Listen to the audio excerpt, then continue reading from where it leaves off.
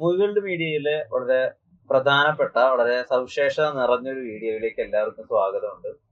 ഈ review bombing ഒക്കെ ഉണ്ടായിരുന്ന സമയത്ത് ഈ സംവിധായകരും പ്രൊഡ്യൂസേഴ്സും ഒക്കെ ഈ റിവ്യൂവേഴ്സിനോട് പറഞ്ഞിരുന്ന ഒരു കാര്യമുണ്ട്. ധൈര്യമുണ്ടെങ്കിൽ, നിങ്ങൾക്ക് കഴിവുണ്ടെങ്കിൽ ഒരു സിനിമ എടുത്ത് കാണിക്കൂ, അങ്ങനെയല്ലേ നിങ്ങളുടെ കഴിവ് പ്രകടമാക്കേണ്ടത്. സമാനമായിട്ടുള്ള ഒരു ചോദ്യം പലപ്പോഴും ഈ ഫുഡ് ബ്ലോഗേഴ്സിനും റിവ്യൂവേഴ്സിനും ഒക്കെ എതിരെ വരാറുണ്ട്. എന്നാ പിന്നെ നിങ്ങളൊരു ഹോട്ടൽ തുടങ്ങി കാണിക്കുമെന്ന്. അങ്ങനെ ഹോട്ടൽ തുടങ്ങി കാണിക്കൂ എന്നുള്ളതിനെ സീരിയസ് ആക്കി എടുത്തുകൊണ്ടാണോ എന്നറിയില്ല, മൃണാൾ ബ്ലോഗ് ഒരു ഹോട്ടൽ തുടങ്ങിയിരിക്കുന്നു. അതിന്റെ കുറെ ബ്രാൻഡുകളും തുടങ്ങിയിരിക്കുന്നു. അദ്ദേഹമായിട്ടുള്ള ഒരു പ്രത്യേക വീഡിയോ ആണിത്. നമസ്കാരം. നമസ്കാരം. അങ്ങനെ ഒരു ചാലഞ്ച് മുന്നിൽ കണ്ടിരുന്നു എപ്പോഴെങ്കിലും? ഇല്ല. കാരണം ഞാൻ വ്ലോഗ് ചെയ്യുന്നതിന് മുമ്പേ റെസ്റ്റോറൻറ്റ്സ് തുടങ്ങിയിട്ടുണ്ട്. നിങ്ങൾക്ക് എന്നെ വ്ളോഗർ ആയിട്ടാണ് അറിയുക. ഓക്കെ. ഞാനൊരു കൺസൾട്ടന്റ് ആണ്. ഞാൻ ഒരുപാട് രാജ്യങ്ങളിൽ ഒരുപാട് പേര് പല രീതിയിൽ ഹോസ്പിറ്റാലിറ്റി ഇൻഡസ്ട്രിയിൽ ഹെൽപ്പ് ചെയ്യുന്ന കൺസൾട്ടന്റ് ആണ്. കുറെ വർഷമായിട്ട്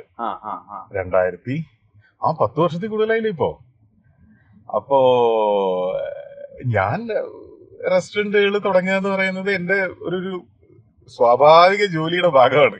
അതിലങ്ങനെ ഒരു വെല്ലുവിളിയോ ചാലഞ്ചോ ഒന്നും സ്ഥാനമില്ല. എല്ലാത്തിനും വെല്ലുവിളിയുണ്ട്. അതല്ല, ഈ പുറത്തുനിന്നുള്ള വെല്ലുവിളികൾ അങ്ങനെയൊന്നും സ്ഥാനമില്ല. പുറത്തുനിന്ന് വെല്ലുവിളിക്കുന്നവരെ ഞാൻ കേട്ടിട്ടില്ല. അത് ബോധപൂർവം കേട്ടിട്ടില്ല എന്ന് പറയുന്നതാണോ അതോ അത് ഒഴിവാക്കുന്നതാണോ? അല്ല, നമ്മളിപ്പോ പിന്നെ ഇങ്ങനെ പോകുന്ന സമയത്ത് അവിടുന്ന് ഒരു പട്ടി കുരച്ചു കഴിഞ്ഞാൽ ഞാൻ ഈ വണ്ടി നിർത്തിയിട്ട് പോയിട്ട് ആ പട്ടിയോട് തിരിച്ചു കുരക്കണം? വേണോ? നമുക്ക് വേറെ പണിയില്ലേ? ഈയിടെ കുറച്ചു ദിവസം മുമ്പ് വളരെ പ്രധാനപ്പെട്ട ഒരാള്, അയാള് ഇന്ത്യൻ കായിക ലോകത്ത് വളരെ പ്രധാനപ്പെട്ട ഒരു മനുഷ്യനാണ്. അദ്ദേഹത്തോട് ഒരാൾ പറയുന്നുണ്ട്. അപ്പൊ അദ്ദേഹത്തിന് വളർന്നു വരുന്ന താരമാണ്. അപ്പൊ അങ്ങേർക്ക് അങ്ങനെ മീഡിയ ട്രെയിനിങ്ങും അങ്ങനെയൊന്നും ഇല്ല. അപ്പൊ അങ്ങേരെ പറ്റി ആരൊക്കെയോ എന്തൊക്കെയോ ഇങ്ങനെ വിവാദങ്ങളോ എന്തൊക്കെയോ ഉണ്ടാക്കി ഇങ്ങനെ നിർമ്മിച്ച് എടുക്കുകയാണത്രേ. എനിക്കറിയില്ല. അവരൊക്കെ കുറച്ച് 2-4 ദിവസം മുമ്പ് എന്റെ കൂടെ ഉണ്ടായിരുന്നു. ഫാബ്രിക്കേറ്റഡ് ആണോ ഇങ്ങനെ ചെയ്ത്? ഇതൊന്നും എനിക്കറിയില്ല. ഞാനൊരു കോൺവെർസേഷന്റെ ഇടയിലേക്കാണ് കയറി പോകുന്നത്. എല്ലാവർക്കും എനിക്ക് മുൻപരിചയമുള്ള ആൾക്കാരായതുകൊണ്ട് അവരെന്നെ കൂടിയിരുത്താൻ സമ്മതിച്ചു. വിഷയം എന്താന്ന് വെച്ചാൽ ഇയാള് ഭയങ്കര ഹേർട്ടാണ്. കാരണം അയാള് ഈ മനസ്സാ വാച കർമ്മണ അറിയാത്ത കാര്യത്തിനെ കുറിച്ച് പറയുന്നതാണ് അയാള് പറയുന്നത്. പാവ മനുഷ്യൻ, ചെറിയ പയ്യനല്ലേ. ഈ സ്പോർട്ടിംഗ് രംഗത്തെ വളരെ ചെറിയ പ്രായത്തിൽ തന്നെ ആൾക്കാർ വലിയ സ്റ്റാർ ആവുമല്ലോ. അവിടെ ഉണ്ടായിരുന്ന ഈ രംഗത്ത് തന്നെ വളരെ വെറ്ററൻ ആയിട്ടുള്ള ഒരു മനുഷ്യൻ അയാളോട് തിരിച്ചു പറഞ്ഞത്, മോനെ, നീ ഇന്ന് ചന്ദ്രനെ പോലെ ഉദിച്ചു നിൽക്കുന്ന ഒരാളാണ്. ഞാനുമായിട്ട് കമ്പാരിസൺ ഒന്നും ഇല്ല കേട്ടോ. ഞാനൊക്കെ അയാളുടെ മുമ്പിൽ വളരെ നിസ്സാര മനുഷ്യനാണ്. എന്നോടെ പുറകിൽ കണ്ട ഒരു കുട്ടി കൈ കാണിക്കുന്നു. 3694.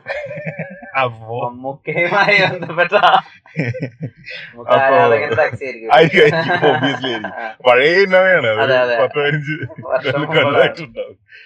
അപ്പൊ നീ ഇന്ന് ഉദിച്ചു നിൽക്കുന്ന ചന്ദ്രനാണ്. നിന്നെ നോക്കിയിട്ട് ഇവിടെ പാതിരാത്രി ഉദിച്ചു നിൽക്കുന്ന നിന്നെ നോക്കി ഓളിയിടാൻ ഇവിടെ ഒരുപാട് ആൾക്കാരുണ്ടാവും, പലരും ഉണ്ടാവും. ചന്ദ്രൻ ഇതിനൊക്കെ മൈൻഡ് ചെയ്യുന്നുണ്ടോ? ചന്ദ്രന് വേറെ പണിയില്ലേ? ചന്ദ്രന്റെ പണി എന്താ? പണ്ട് മഹാകവി പി ചെയ്തു എന്നാണ് പറഞ്ഞത്. ബാലചന്ദ്രൻ ചുള്ളിക്കാട് എഴുതിയതാണ് ചിദംബര സ്മരണയില്. കവി പറഞ്ഞതെന്ന് വെച്ച് കഴിഞ്ഞാല്, ഇപ്പൊ ജനലിന്റെ അരികിലേക്ക് നിന്നിട്ട് ഈ ചന്ദ്രന്റെ വെളിച്ചത്തില് ചുണ്ണാമ്പ് വെറ്റിലയിൽ തേക്കുകയാണ് മഹാകവി. അപ്പൊ അദ്ദേഹം പറഞ്ഞത്രേ, എന്റെ കണ്ണടയും എടുക്ക്, എനിക്ക് ചന്ദ്രന്റെ നിലാവും ചുണ്ണാമ്പും തമ്മിൽ മാറിപ്പോകുന്നു. അതായത് ആ പാൽ വെളിച്ചം ലോകത്തിന് മുഴുവൻ തരിക എന്നുള്ളതാണ് ചന്ദ്രന്റെ പണി. ചന്ദ്രന്റെ പണി പട്ടിക്കെതിരെ തിരിച്ചു വരയ്ക്കുക എന്നുള്ളതല്ലോ. ഒന്ന് ആലോചിച്ച് നോക്കൂ. ഇന്ന് മുതൽ ചന്ദ്രൻ തീരുമാനിക്കുകയാണ്, തനിക്കെതിരെ കുരക്കുന്ന ചെന്നായ്ക്കളും പട്ടികളും കുറുക്കന്മാർക്കും ഒക്കെ എതിരെ ഞാൻ തിരിച്ചു വരയ്ക്കാൻ തീരുമാനിച്ചു. ഇന്ന് മുതൽ ചന്ദ്രൻ തീരുമാനിക്കുകയാണ്. നമ്മൾ എന്ത് ചെയ്യും? ഈ നിലാവ് ഉണ്ടാവുമോ? ഉണ്ടാവില്ല. ഈ നമ്മളിപ്പോ വീട്ടിൽ നിന്നാണ് പോകുന്നത്. എപ്പോഴാ വീടുണ്ടാക്കണം അല്ലെങ്കിൽ വീട്ടിലാണ് സമാധാനം അങ്ങനെ തിരിച്ചറിഞ്ഞ പ്രായം പറഞ്ഞാൽ മൃണാൾ ഏത് പ്രായം പറയും? എന്റെ സമാധാനം ഞാൻ ഉണ്ടാക്കുന്നതാണ്. അല്ലാതെ സ്ഥലത്തൊന്നും ഇല്ല. സ്ഥലത്തിന് യാതൊരു പ്രത്യേകതയില്ല. ഇപ്പോ മതിലുകൾ സിനിമയില്, മതിലുകൾ സിനിമ അതിനു മുമ്പേ മതിലുകൾ ബഷീറിന്റെ പ്രസിദ്ധീകരിച്ചിട്ടുണ്ട്. അതെ, അതിനകത്ത് ഏറ്റവും സമാധാനമുള്ള സ്ഥലമായിട്ടാണ് ഇദ്ദേഹം ജയിലിനെ കാണുന്നത്. ജയിലിനെ കാണുന്നത് അല്ലേ? അതെ അതെ അതെ. അത്ര പുറകിലോട്ടൊന്നും പോണ്ട. മമ്മൂട്ടി അഭിനയിച്ച ജയറാമും ശ്രീനിവാസനും ഒക്കെ അഭിനയിച്ചിട്ടുള്ള സത്യനന്ദിക്കാടാണ് ഡയറക്ട് ചെയ്തെന്നാണ് എന്റെ ഓർമ്മ. സിനിമയുടെ പേര് അർത്ഥം എന്നാന്ന് തോന്നുന്നു. അതിൽ മമ്മൂട്ടി ജയിൽ പുള്ളിയാണ്. അതില് ശ്രീനിവാസൻ മമ്മൂട്ടിയെ ജയിലിൽ നിന്ന് ഇറക്കാൻ ശ്രമിക്കുമ്പോ മമ്മൂട്ടി പറയുന്നത് ഞാൻ സമാധാനമായിട്ട് ഇവിടെ കിടന്നോട്ടെ എന്നാണ്. എന്ന് വെച്ച് ഞാൻ ജയിലിൽ പോവാൻ പ്ലാൻ ചെയ്യുന്നു അവിടെ അതല്ല ഉദ്ദേശിക്കുന്നത് കേട്ടോ. അതായത് ഏറ്റവും കുഴപ്പക്കാരെ കൊണ്ടിടാൻ വേണ്ടി ഭരണകൂടം ഉണ്ടാക്കിയിട്ടുള്ള ഒരു സ്ഥലമാണല്ലോ ജയില്. ബ്രിട്ടീഷ് ഭരണകൂടം ആയിക്കോട്ടെ, അല്ലെങ്കിൽ ഏത് ഭരണകൂടം ആയിക്കോട്ടെ, ലോകം മുഴുവൻ ജയിലുകളുണ്ടല്ലേ. അവിടെ സമാധാനമാണ്, എനിക്ക് പുറത്തിറങ്ങണ്ടെന്ന് വിചാരിക്കുന്ന ആൾക്കാരുണ്ട്. ഇല്ലേ? മുന്നറിയിപ്പിൽ അതിന്റെ ഒരു best example, again best example.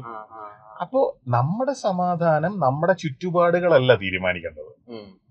നമ്മുടെ സമാധാനം തീരുമാനിക്കേണ്ടത് നമ്മളാണ്. നിങ്ങൾ ഈ പറയുന്ന ഒരു വളരെ മനോഹരമായിട്ടുള്ള മീനച്ചിലാറ്റിന്റെ കരയില് ഒരു വീടുള്ള മനുഷ്യൻ, അവിടെ വൈകിട്ട് നമ്മൾ നോക്കിക്കഴിഞ്ഞാല് അങ്ങേർക്ക് വേണ്ട എല്ലാം ഉണ്ട്. നല്ല ഗംഭീര നാടൻ ഭക്ഷണമുണ്ട്. നാട്ടിൻപുറത്തിന്റെ സകല നന്മകളും, ഈ നാട്ടിൻപുറത്തിന്റെ നന്മ എന്നൊക്കെ പറയുന്ന ക്ലീശ സാധനം ഉണ്ടല്ലോ, ഒക്കെ ഉണ്ട് അവിടെ. ആ മീനച്ചിലാറ്റിന്റെ കരയിലുള്ള എല്ലാവരും സമാധാനത്തോടെ വീട്ടിലിരിക്കാന്നാണോ നിങ്ങളുടെ വിചാരം?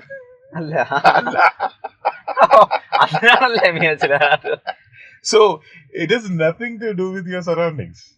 നിങ്ങൾ നിങ്ങളുടെ സമാധാനം ഉണ്ടാക്കുക, അതാണ് നിങ്ങളുടെ പണി. അരിവൊന്നും ചെയ്യാൻ പറ്റൂല.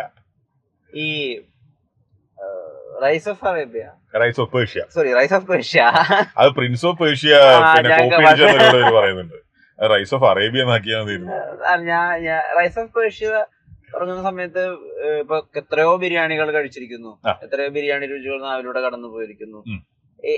ഏതിന്റെങ്കിലും ഒരു പകർപ്പ് റൈസ് ഓഫ് പേർഷ്യയിൽ വേണം, അല്ലെങ്കിൽ ഏതിന്റെങ്കിലും ഒരു ചെറിയ ഇൻസ്പിറേഷൻ വേണം, അങ്ങനെ തോന്നിച്ച ബിരിയാണികൾ ഉണ്ടായിരുന്നു? അതിനു മുമ്പ് ഞാൻ എന്തുകൊണ്ട് റെസ്റ്റോറന്റ് തുടങ്ങി എന്ന് പറയണം. 1000-ൽ കൂടുതൽ റെസ്റ്റോറന്റുകളുമായിട്ട് ബന്ധപ്പെട്ടിട്ട് ലോകം മുഴുവൻ പല ജോലികൾ ഞാൻ ചെയ്തിട്ടുണ്ട്. ഞാൻ എന്നോട് റെസ്റ്റോറന്റ് തുടങ്ങാൻ, അതായത് എനിക്ക് ലക്ഷക്കണക്കിന് രൂപ ഫീസ് തന്നിട്ട് കൺസൾട്ടന്റ് ആവാൻ പറ്റുമോ എന്ന് ചോദിക്കുന്നവരോട് ഞാൻ ആദ്യം പറയാറ്, ഇത് വേണോ? എന്തിനാപ്പോ? നല്ല സമാധാനമായിട്ടുള്ള ജീവിതമല്ലേ, ഇത് ചെയ്യരുത്. ഇതാണ് ഏറ്റവും ടഫസ്റ്റ് ആയിട്ടുള്ള ബിസിനസ്. ലോകത്തിലെ ആദ്യത്തെ ബിസിനസ് എന്ന് പറയുന്നത് പ്രോസ്റ്റിറ്റ്യൂഷൻ ആണ് മനുഷ്യന്റെ ചരിത്രത്തിലെ.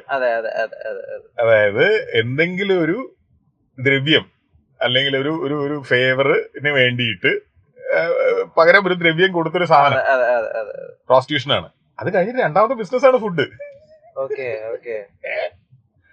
മാത്രല്ല ഈ രണ്ടിൽ നിന്നും കിട്ടുന്ന ആനന്ദം സിമിലർ ആണ്. അതായത് രണ്ടും അനുഭവിക്കുമ്പോൾ ഒരാൾക്ക് കിട്ടുന്ന ആനന്ദം സിമിലർ ആണ്. അതുപോലൊരു ആനന്ദം വേറെ ഒന്നിനും ഇല്ല എന്നും സൈക്കോളജിസ്റ്റുകൾ പറഞ്ഞിട്ടുണ്ട്. അത്രയും കോംപ്ലിക്കേറ്റഡ് ബിസിനസ് ആണിത്. എനിക്ക് ഞാൻ ഈ പറയുന്ന ലക്ഷക്കണക്കിന് രൂപ ഫീസ് കൺസൾട്ടൻസിയിൽ വാങ്ങിക്കാൻ പറ്റുന്നതും ഈ ബിസിനസ് അത്രയും കോംപ്ലിക്കേറ്റഡും അത്രയും റിസ്കി ആയതുകൊണ്ടുമാണ്.